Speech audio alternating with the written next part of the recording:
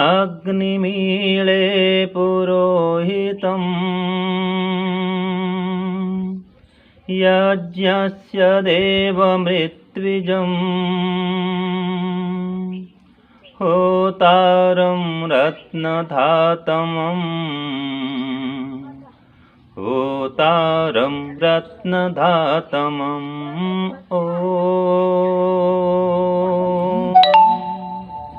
अग्निमीळे पुरोहितं यज्ञस्य देवमृत्विजम् होतारं रत्नधातमम् होतारं रत्नधातमम् होतारं रत्नधातमम् होतारं रत्नधातमम्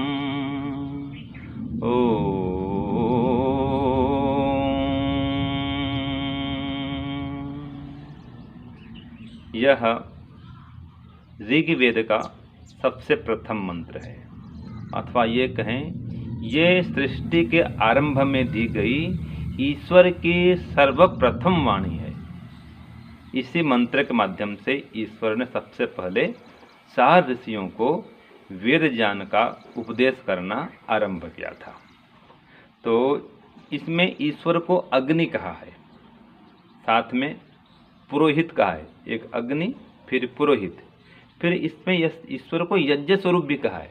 परमात्मा के एक नाम यज्ञ भी है और ऋत्विज भी है और देव भी है। 5 नाम हो गए, अग्नि, पुरोहित, यज्ञ, देव और ऋत्विज। 6ठा नाम है होता और 7वां है रत्नों को धारण करने वाला रत्न धातमम, ये भी कह सकते हैं, जिसको हम बोलते हैं हिरण्यगर्भ परमात्मा, जो सब प्रकार के रत्नों को धारण करता है। तो इतने नामों की आज यहाँ पर चर्चा है। तो महर्षि स्वामी दयानंद इसकी व्याख्या में क्या लिखते हैं ये देखते हैं पहले हम। हे वंद्येश्वर अग्ने, अर्थात आप वंद्य हैं, तो हे ईश्वर, हे अग्नि, आप ज्ञान स्वरूप हो, आपकी मैं स्तुति करता हूँ। इड़े माने स्तुति करता हूँ, किसकी? अग्नि, परमात्मा की। तो अग्नि क्यों कहते हैं परमात्मा को? क्योंकि परमात्मा सबसे आगे हैं हर क्षेत्र में। अग्नि ही अग्रणी भवति, जो हमेशा आगे होती है वो तो अग्नि है। यज्ञ करते हैं तो भी अग्नि सामने, कोई भी खाना पकाते हैं तो भी अग्नि सामने, दीपक जलाएं तो भी अग्नि सामने, कोई भी काम करते हैं अग्नि हमेशा आगे रहती है, पीछे कभी अग्नि रहती नहीं है, रखने का विधान भी नहीं है। यहाँ तक कि गाड़ी का हेडलाइट भी सामने होता है। जब आगे चलते हैं तो सामने कार में, बस में हेडलाइट सामने, और यहाँ तक कि हम भी खुद लाइट चलाते हैं, जिसको हम बोलते हैं कर दीपिका, टार्च, तो वो भी आगे तो दिखाते हैं उसके लाइट को, प्रकाश को, फिर उसके प्रकाश में हम आगे बढ़ते हैं। तो जो भी अग्नि स्वरूप है, प्रकाश स्वरूप है, वो हमेशा आगे। तो परमात्मा भी प्रकाश स्वरूप हैं, ज्ञान स्वरूप हैं, वो सबके हमेशा आगे ही रहते हैं, किसी भी क्षेत्र में पीछे नहीं। परमात्मा ज्ञान में, बल में, बुद्धि में, विद्या में, शक्ति में, सामर्थ्य में, सब में आगे है परमात्मा। तो परमात्मा अग्नि कहलाते हैं। तो ऐसे अग्नि परमात्मा की ईड़े मैं उपासना करता हूँ। और आगे स्वामी दयानंद क्या लिखते हैं कि सब मनुष्यों के प्रति परमात्मा का यह उपदेश है, हे मनुष्यों, तुम लोग इस प्रकार से मेरी स्तुति, प्रार्थना और उपासना आदि करो जैसे पिता व गुरु अपने पुत्र व शिष्य को शिक्षा करता है।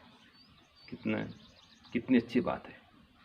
तो कहा जैसे एक पिता या गुरु अपने पुत्र को या शिष्य को उपदेश करता है, वैसे ही परमात्मा वेद के माध्यम से हम सबको उपदेश करते हैं। अर्थात वो हमारे पिता भी हैं, गुरु भी हैं, हम उनके शिष्य हैं और संतान हैं। तो कैसे प्रार्थना करें, स्तुति उपासना कैसे करें, ये बता रहा है इसमें, इस मंत्र के माध्यम से। फिर आगे स्वामी जी लिखते हैं कि सबके पिता और परम गुरु ईश्वर ने हमको कृपा से सब व्यवहार और विद्यादि पदार्थों का उपदेश किया है, जिससे हमको व्यवहार ज्ञान और परमार्थ ज्ञान होने से अत्यंत सुख हो। तो कितना स्पष्ट कर दिया स्वामी दयानंद ने कि परमात्मा ने हमको व्यवहार का भी ज्ञान दिया है, व्यवहारिक ज्ञान भी, जिससे कि हम इस लोक में और परलोक में सुख शांति समृद्धि को प्राप्त कर सकें और फिर मोक्ष भी प्राप्त कर सकें, अत्यंत सुख हमको हो। तो परमार्थ का भी ज्ञान दिया परमात्मा ने। और अर्थ कैसे कमाएं, धन कैसे कमाएं, ये भी परमात्मा ने बता दिया। कृषि कैसे करें ये भी बता दिया। घर मकान कैसे बनाएं ये बता दिया। यहाँ तक कि वस्त्र कैसे बनाएं ये भी परमात्मा ने बता दिया है। कौन से रोग होने पर क्या दवाई करें, क्या उसकी औषधि है, ये भी अथर्ववेद में मिलता है। तो परमात्मा ने सब कुछ बता दिया है, जिसके माध्यम से हम अपने जीवन को सुखमय श्रेष्ठ महान बना सकते हैं, रोगों से दुखों से विघ्न बाधाओं से बच सकते हैं। इसीलिए तो उन्होंने यज्ञ का विधान किया, यज्ञ करो। आज मंत्र है ना, यज्ञ परमात्मा का ही नाम है, परमात्मा यज्ञ स्वरूप है। आज यज्ञ का लोप हो गया है, इसीलिए संसार में ये आपत्ति विपत्ति आ रही है। ये नए नए वायरस क्यों फैल रहे हैं, नए नए रोग क्यों आ रहे हैं, और आ रहे हैं तो इनका हम जल्दी समापन या विसर्जन या विनाश क्यों नहीं कर पा रहे हैं? यज्ञ नहीं हो रहा है। यज्ञ होने से ये सब वायरस तो अपने आप मर जाते हैं, कीटाणु रोगाणु सब मर जाते हैं। इसलिए परमात्मा को यज्ञ स्वरूप कहा है, परमात्मा स्वयं यज्ञ स्वरूप है। तो आगे कहा, हे सर्वहित उपकारक परमात्मा आप पुरोहित हैं। देखिए, जैसे यज्ञ में पुरोहित होता है ना जी, वैसे ईश्वर भी पुरोहित हैं। पुरोहित माने जो सबके हित को सामने रख करके काम करते हैं। पुरोह माने सामने, हित माने कल्याण करने वाले। तो सबके कल्याण करने वाले हैं, सबके हित को कल्याण को सामने करके ही रख के ही वो सब जान देते हैं, सब कर्म करते हैं। परमात्मा पुरोहित हैं। तो कहा इसमें आप सब जगत के हित साधक हो। देखिए, हित को सिद्ध करने वाले हैं सबके। ये परमपिता परमात्मा की विशेष कृपा हम पर है कि निरंतर हमारा वो हित करते हैं, कभी अहित नहीं करते। फिर आगे कहा, हे यज्ञ देव, परमात्मा यज्ञ देव हैं। यज्ञ के 3 अर्थ होते हैं, देव पूजा, संगतिकरण और दान। ये सब हमको परमात्मा सिखलाते हैं कि तुम जो रोग से बचना चाहते हो, यज्ञ करो, मिल के रहो, संगठन में रहो और दान भी करो, पुण्य भी करो, धर्मात्मा बनो, तो तुम सुखी रह सकते हो। तो परमात्मा स्वयं यज्ञ स्वरूप हैं और यज्ञ करने की प्रेरणा देते हैं। यज्ञ माने जो कोई भी कार्य हम त्याग भाव से, निष्काम भाव से, सबके हित के लिए करते हैं, वो यज्ञ कहलाता है। तो परमात्मा यही तो करते हैं। परमात्मा ने यह संसार बनाया, ये भी उनका एक यज्ञ है, जिसके माध्यम से सबका परमात्मा कल्याण कर रहे हैं। तो परमात्मा यज्ञ स्वरूप हैं, त्याग पूर्वक निष्काम भाव से सब काम करते हैं, सकाम भाव से कोई काम नहीं करते, स्वार्थ के लिए कोई काम नहीं करते। तो परमात्मा यज्ञ स्वरूप है। फिर कहा इसमें ऋत्विज, परमात्मा ऋत्विज है। ऋत्विज का अर्थ क्या होता है? तो स्वामी लिखते हैं दयानंद जी कि सब ऋतु वसंत आदि के रचक, अर्थात जिस समय जैसा सुख चाहिए उस सुख के संपादक आप ही हो। देखिए, इन समस्त ऋतुओं का निर्माण करने वाले परमात्मा हैं और इन ऋतुओं के माध्यम से हमको वो सुख देने वाले हैं। ऋतुओं के रचक हैं, रचना करने वाले हैं, और जिस समय जैसा सुख चाहिए वैसा सुख देते हैं। तो इन ऋतुओं में क्या होता है, भिन्न भिन्न ऋतुओं में भिन्न भिन्न प्रकार के फल, फूल, वृक्ष, वनस्पति, औषधि, ये सब खिलते हैं, बढ़ते हैं और इनसे हमको लाभ होता है। भिन्न भिन्न ऋतुओं में भिन्न भिन्न प्रकार के फल तो आते हैं, सब्जी भी भिन्न भिन्न आती है जो स्वास्थ्य के लिए लाभकारी होते हैं। तो ये परमात्मा ऋत्विज है, ऋतुओं का निर्माण करता है और इन ऋतुओं के माध्यम से हमको सुख प्रदान करता है। तो परमात्मा ऋत्विज है, ऋतुओं का निर्माण करने वाला है और हर ऋतु में उपासना करने के योग्य है। अर्थात हर काल में हर समय परमात्मा उपासनीय है, हमारा उपास्य है। ऐसे परमात्मा के हम शरण में आए जो होता है, होतारम ये कहा, उस होता परमात्मा को हम जाने माने। तो होता क्यों कहा परमात्मा को? हो दाना दानयो, इससे होता बनता है, माने जो देता भी है और लेता भी है। दान और आदान, देना और लेना, दोनों काम परमात्मा करता है। तो सृष्टि के आरंभ में तो सब कुछ बना करके देता है, वो होता, और फिर प्रलय काल में सब कुछ वापस ले लेता है, तो भी होता।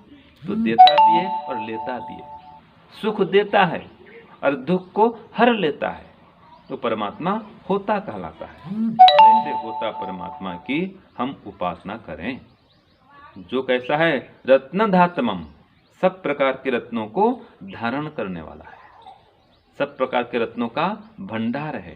तो ऐसे परमात्मा के हम स्वरूप को समझें, उसके गुण कर्मों को जानें और उसकी उपासना करें अपने हृदय प्रदेश में, और सर्वत्र व्यापक मानते हुए, लेकिन खोज करें अंदर में। परमात्मा को अपने अंदर बाहर सर्वत्र व्यापक जाने माने, और अनुभूति करें ध्यान काल में, समाधि काल में अपने अंदर, और बाहर भी देखें, अनुमान करें परमात्मा को। कोई भी व्यवस्थित रचना बिना व्यवस्थापक के निर्मित नहीं हो सकती। कोई निर्माण कार्य जो व्यवस्थित हो वो अपने आप नहीं हो सकता है। ये संसार एकदम व्यवस्थित है, तो इसका निर्माण करता कोई न कोई होना चाहिए। तो कौन है वो परमपिता परमात्मा है। तो इस प्रकार से परमात्मा सब प्रकार के रत्नों को धारण करने वाले हैं, और पृथ्वी आदि जो रत्नों के भंडार हैं, इनको भी परमात्मा ने धारण किया है। इनका रचन करने वाले हैं, धारण करने वाले हैं, और एक समय आएगा इसका वो विनाश भी करने वाले हैं। तो स्वामी जी लिखते हैं, हे सर्वशक्तिमान परमात्मन, इसलिए मैं बारंबार आपकी स्तुति करता हूँ, माने आपका गुणगान करता हूँ। स्तुति करना माने गुणगान करना, उनके गुणों का वर्णन करना। इसको आप स्वीकार कीजिए, जिससे हम लोग आपके कृपा पात्र होकर सदैव आनंद में रहें। तो जो व्यक्ति ईश्वर की स्तुति करता है, उपासना करता है, ईश्वर की आज्ञा का पालन करता है, वो सदैव ईश्वर का कृपा पात्र होता है। ईश्वर की कृपा दृष्टि उस पर बरसती है, तो वो सदैव आनंद में रहता है। तो इसलिए परमात्मा की ईड़े हम उपासना करें। किस परमात्मा की उपासना करें? अग्नि परमात्मा की, पुरोहित परमात्मा की, यज्ञ स्वरूप परमात्मा की, देवों के देव महादेव परमात्मा की। देव माने देने वाला, हमेशा जो देता है वो परमात्मा देव है। ऐसे देव स्वरूप परमात्मा की उपासना करें, जो ऋत्विज भी है, होता भी है, और सब प्रकार के रत्नों को धारण करने वाला है, और हमें प्रदान भी करने वाला है। ये सोना चांदी आदि का निर्माण किसने किया? परमात्मा, और हमको उसने प्रदान भी किया बना करके। तो ऐसे परमात्मा के हम सही स्वरूप को, सच्चे स्वरूप को जाने, और उसी परमात्मा के शरण में आकर के उसी की भक्ति उपासना ध्यान करके अपने जीवन को सुखमय बनाएं, श्रेष्ठ बनाएं, महान बनाएं, और समस्त संसार का कल्याण करने के लिए हम भी परमात्मा के गुण कर्मों को धारण करें, यज्ञ आदि श्रेष्ठ कर्मों का अनुष्ठान करें, और समस्त संसार का कल्याण करें। ओम शांति ओम शम।